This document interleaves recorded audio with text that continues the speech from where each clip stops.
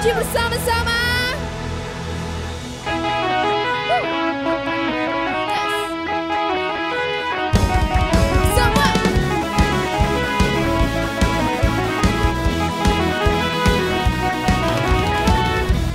Dari hari ke hari tak pernah terbatalkan, berkat-Mu turun atas hidupku. Dari hari ke hari tiada pernah tertunda, kesetiaan-Mu Kau limpahkan bagiku. Tak berkesudahan kasih setia-Mu Tuhan, rahmat-Mu tak pernah habis dari hari-hariku.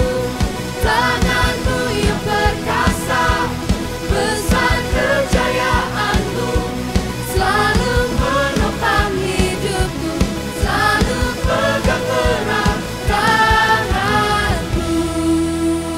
Yes! Woo!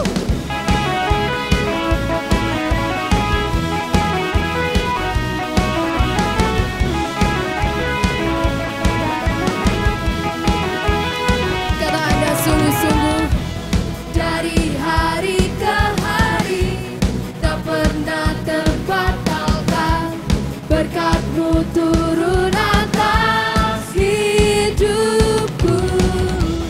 Dari hari ke hari tiada pernah tertunda, kesetiaan-Mu Kau limpahkan bagiku. Katakan tak berkesudahan, tak berkesudahan kasih setia-Mu Tuhan, rahmat-Mu tak pernah habis dari hari-hariku. Tangan-Mu yang perkasa, besar kejayaan-Mu, selalu menopang hidupku, selalu pegang erat tangan-Mu. Semuanya bertepuk tangan di atas kepala kita. Yes.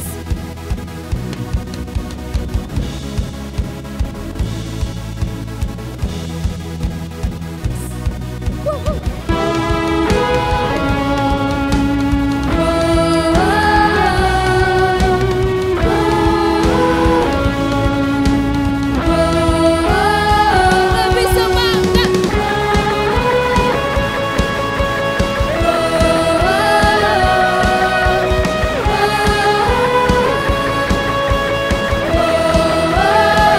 Tak berkesudahan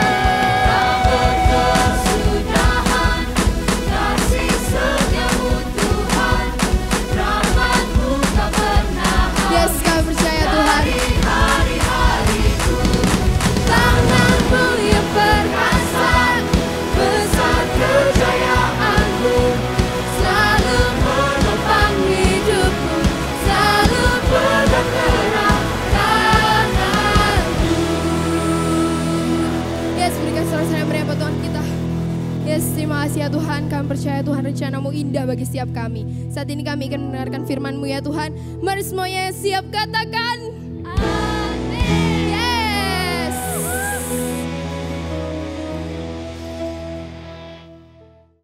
Halo semuanya, welcome to Teen Online Service.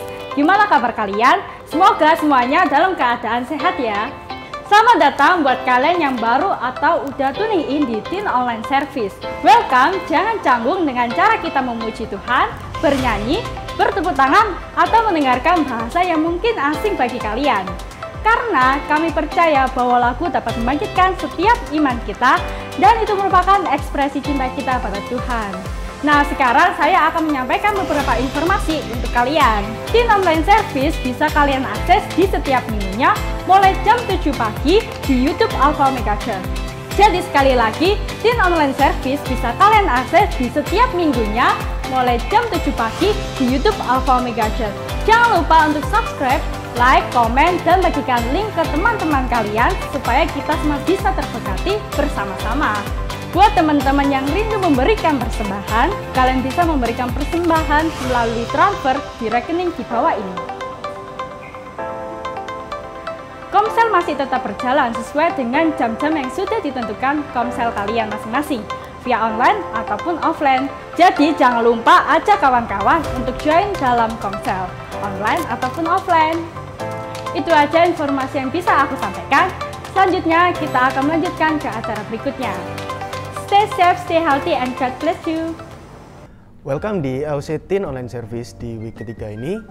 Di bulan ini kita akan membahas tentang God for Sinner. Dan pada week ketiga kita akan membahas tentang yang namanya jengkel.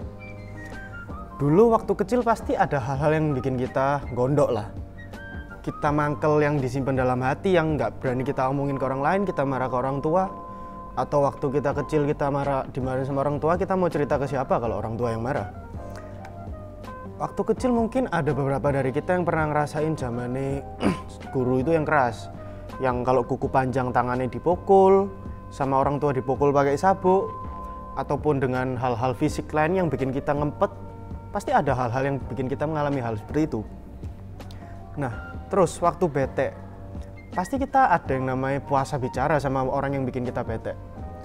Ataupun kadang kita ngerasa, aku punya uang deh, aku mau minggat, aku gak mau tinggal sama orang tua aku lagi.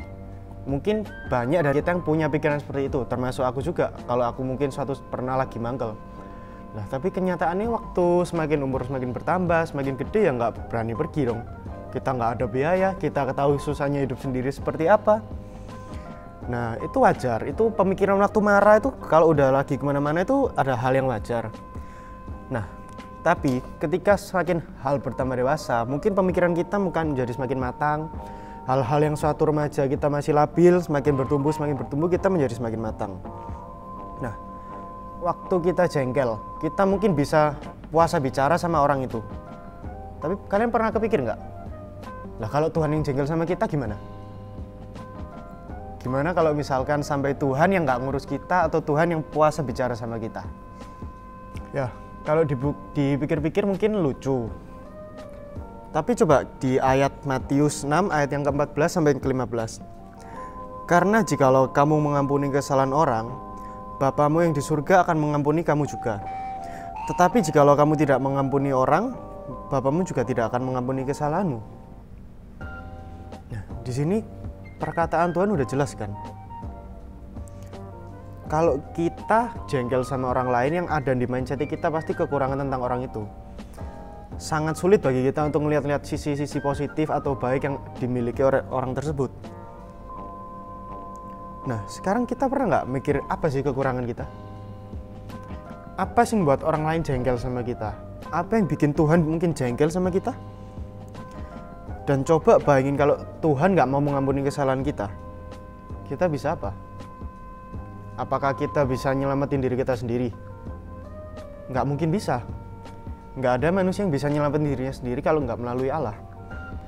Kalau kita lagi jengkel belakangan ini, semoga pembahasan hari ini bisa bikin kita membuka mata kita, menjadi pencerahan buat kita, dan menjadi life changing buat kalian.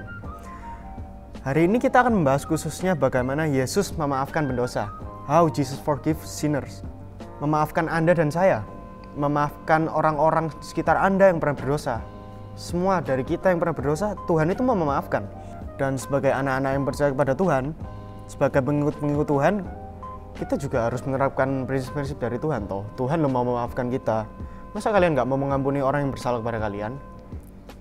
Orang itu mau sesalah-salah seperti apapun, emang kalian nggak bisa salah kayak orang itu?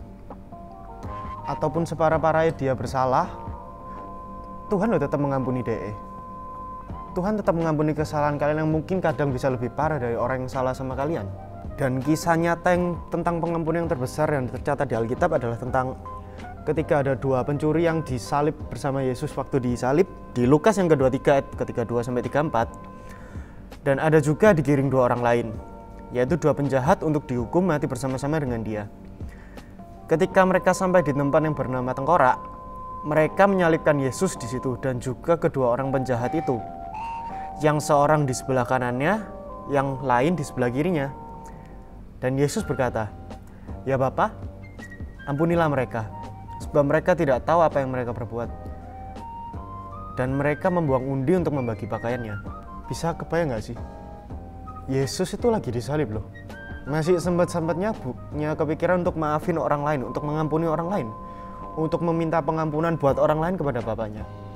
Dia nggak minta untuk mengurangi penderitaannya dulu waktu itu. Dia nggak minta Tuhan disalib itu sakit, nggak mau disalib. Dia nggak mikirin ke sana. Dia malah fokus ada orang lain yang membutuhkan, dia mengampuni orang lain itu dulu. Nah, mungkin beberapa dari kita yang waktu dengerin ini kita mungkin lagi punya sakit hati. Ada problema-problema yang kita hadapi dan orang lain itu nggak tahu. Mungkin di sekolahan kita udah kadang kita ngerjain tugas apa-apa dibilang nyontek walaupun kita nggak nyontek. Ataupun buat kita yang bekerja, kadang kita udah do our best. Ada temen kita yang mungkin nggak se-best kita, tapi malah kita yang dimarahin bos. Atau mungkin sampai kita yang dipecat. Tapi mereka teman-teman kita yang nggak sampai sebaik kita itu malah yang ditinggikan atau yang dipuji. Ya wajar, kita pasti bisa merasa jengkel. Pasti ada aja orang yang bisa bikin kita jengkel, gregetan. Maupun itu dari orang-orang terdekat kita. Mungkin kadang dari orang tua, dari teman-teman, dari keluarga. Bahkan sampai orang yang nggak kenal pun pasti bisa bikin kita jengkel. Kalian misalkan coba lihat di sosmed. Kalau ada orang yang bikin konten ini misalnya sok-sokan, kadang kita bisa jengkel sendiri kan kalau lihat-lihat yang kayak gitu. Atau kamu mungkin bisa aja jengkel sama orang yang udah meninggal, tapi kamu masih mangkel. Mungkin mereka punya utang sama kalian lah, tapi mereka udah meninggal ya. Mau nagih udah nggak bisa kan, tapi ya mau nggak pasti ada yang namanya aduh, orang ini kok kayak gini sih, orang ini kok kayak gini. Mungkin ada dari kita yang menyimpan dendam sampai segitunya.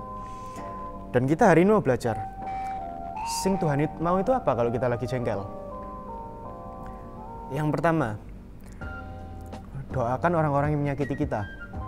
Di Lukas 6 ayat 28, Tuhan berkata, mintalah berkat bagi orang yang mengutuk kamu, berdoalah bagi orang yang mencaci kamu. Di Matius 5 ayat yang ke-43 sampai ke-44, kamu telah mendengar firman, kasihilah sesama manusia dan bencilah musuhmu. Tetapi aku berkata kepadamu, kasihilah dan berdoalah bagi mereka yang menganiaya kamu. Mungkin kita saya doa buat mereka, ya kan yang penting doa. Tuhan bilangin pokoknya doa. Ada orang yang jahat buat kita, tapi kita doain mereka yang jelek-jelek. Semoga kaki patah. Semoga dia minjem duitku 300.000, semoga uangnya dia hilang puluhan juta. Bisa kita doa kayak gitu kan? Kita dendam, kita minta dia dapat yang lebih buruk yang dia lakukan ke kita. Nggak seperti itu dong. Di Alkitab jelas-jelas Tuhan bilang kasihilah. Kenapa kok Tuhan nyuruh kita doain musuh kita? Kenapa kok Tuhan nggak minta kita berpikir secara logis? Ya namanya musuh ngapain dikasih? Dia pukul, kita pukul. Dia nyolok kita colok balik dong. Masa dia jahat kita baik? Ya kan nggak adil. Enggak. Kita butuh sikap yang baik untuk melakukan tindakan yang baik. Right attitude proceed the right action. Kadang mungkin waktu kita lagi jengkel, kepahitan, memendam amarah, emosi, kondisi hati kita waktu itu lagi nggak benar. Jadi kita nggak bisa ngandalin apa yang kita rasain, kita harus langsung keluarin, nggak. Kita harus bisa memiliki sikap yang benar untuk berhadapan dengan orang lain. Tapi kadang mungkin kalau kita lagi nunggu sikap hati yang benar untuk berurusan dengan orang lain, ada kemungkinan loh sampai Tuhan datang ya belum tentu hati kita sisa benar. Terus siapa? Masa harus lah hatiku gak benar gak bisa urusan, tapi belum tentu hati kita bisa benar. Nah, jadi waktu bertindak, kita kan diberi akal budi ya. Nggak cuma sekedar main perasaan. Kita mungkin lagi mangkel ya kita marah, kita nyentak, kita bentak orang lain, enggak. Kita nggak boleh harus cuma main perasaan itu aja. Mungkin apalagi orang-orang yang baperan nih. Mungkin cewek-cewek, kan banyak nih yang kata-katanya cewek itu baper atau apa-apa. Cowok juga ada sih, cuma kan kebanyakan kita contohin di cewek. Cewek itu kadang-kadang bisa marah, tapi di hati ini ketawa. Atau kebalikannya, dia itu bisa senyum-senyum, tapi sebenarnya gini. Mungkin kebanyakan realitanya seperti itu ya. Nah, waktu kita berdoa untuk orang yang kita benci atau bikin kita jengkel, doa kita mungkin juga tidak berubah untuk mereka. Tapi doa itu sendiri bisa merubah sikap hati kita. Benefit dari doa itu nggak cuma ke mereka, tapi juga bisa untuk diri kita sendiri. Waktu kita memberi pengampunan ke orang, yang pasti yang lega kan dirinya kita kan. Nggak, kalau kita dendam dan lain-lain, kita yang pasti terbeban. Next, apa yang harus kita lakukan? Yang kedua, forgive as you has been forgiven. Memaafkan orang lain seperti kita udah diampuni. Di Kolose 3:13, sabarlah kamu seorang terhadap yang lain, dan ampunilah seorang yang akan yang lain apabila seorang menaruh dendam terhadap yang lain. Sama seperti Tuhan telah mengampuni kamu, kamu berbuatlah juga demikian. Di sini kita Tuhan itu benar-benar udah jelasin. Tuhan itu udah mau ngampuni kita. Mungkin ada perumpamaan yang menjelaskan tentang yang ada yang berhutang dengan raja, yang utang ke raja itu mengampuni, tapi ada orang yang utang ke dia nggak mau ngampuni, akhirnya raja itu jadi marah dan lain-lain. Tuhan udah memberikan sangat banyak contoh tentang pengampunan. Dan di sini udah sangat jelas sih apa yang dimaksudkan oleh Tuhan, ya kita itu harus mau saling mengampuni. Mau sesalah apapun, semarah apapun, sesakit apapun yang orang lain itu lakukan, kita harus mau belajar untuk mengampuni. Kita harus belajar untuk melepaskan. Kita harus belajar supaya hati kita itu dipurify lagi, disucikan lagi, dibersihkan lagi. Nggak cuma penuh dengan dendam, nggak cuma penuh dengan amarah yang ada di dunia ini. Kita mau belajar untuk kita di-refresh lagi. Waktu kita bayi, waktu kita masih anak-anak bayi gitu kan kita nggak punya dendam. Kita masih polos mungkin, apapun istilahnya. Kita masih bersih, nggak merasakan apa itu mangkel, dengki, iri hati, kita masih belum ngerti. Jadi, di sini kita butuh sikap yang baik untuk melakukan tindak yang baik. Apa konklusinya dari ini? Waktu kita jengkel, waktu kita emosi, pembawaan itu pasti negatif, itu hal yang wajar. Kita manusia, kita punya emosi. Emosi itu kan kadang kita nggak bisa kontrol, datang sendiri. Kalau cewek kadang waktu PMS, bawaannya mangkel, bad mood terus, gara-gara sakit atau apapun. Tetapi apa yang diajarkan oleh Tuhan itu beda apa yang diajarkan oleh dunia. Kalau di dunia kita diajarin untuk love your neighbor and hate your enemies. Ya kalau mereka baik, kita baik. Kalau mereka jahat, ya kita lakukan apa sih sepantasnya buat mereka. Kadang itu sih diajarkan oleh dunia. Tapi enggak. Tuhan yang di Alkitab tuh ngajarin kita yang berbeda. Kasihilah semua manusia. Mau yang baik, mau yang jahat, kita tuh harus mau mengasihi. Di Matius 6 ayat yang ke-14 sampai yang ke-15. Karena jikalau kamu mengampuni kesalahan orang, Bapamu yang di surga akan mengampuni kamu. Tetapi jikalau kamu tidak mengampuni orang, Bapamu juga tidak mengampuni kesalahanmu. Apa yang kita pelajari tadi? Yang pertama, kita butuh sikap yang baik untuk melakukan tindakan yang baik. Right attitude proceed the right action. Pray for those who hurt us. Doakan yang menyakiti kita. Kita butuh sikap yang baik untuk bisa melakukan ini. Forgive as you've been forgiven. Memaafkan orang lain seperti kita ini udah diampuni. Mungkin kadang ini terasa susah karena kita nggak pernah ngerasain apa sih pengampunan itu, apa sih beda ya aku diampuni sampai aku nggak diampuni. Mungkin kita belum ngerasain itu secara spesifik, kita nggak bisa membedakan. Tetapi Tuhan itu udah mau mengampuni kita dari semua kesalahan kita. Oleh karena itu, marilah kita menjadi manusia yang lebih baik. Kita mau melakukan life changing bagi kita yang masih terjebak di hal-hal yang negatif. Kita jangan cuma ikut di perasaan kita, jangan egois dengan perasaan kita. Tetapi kita harus bisa mengikuti apa yang baik, apa yang Tuhan mau, dan apa yang pantas untuk kita lakukan. Thank you and God bless us.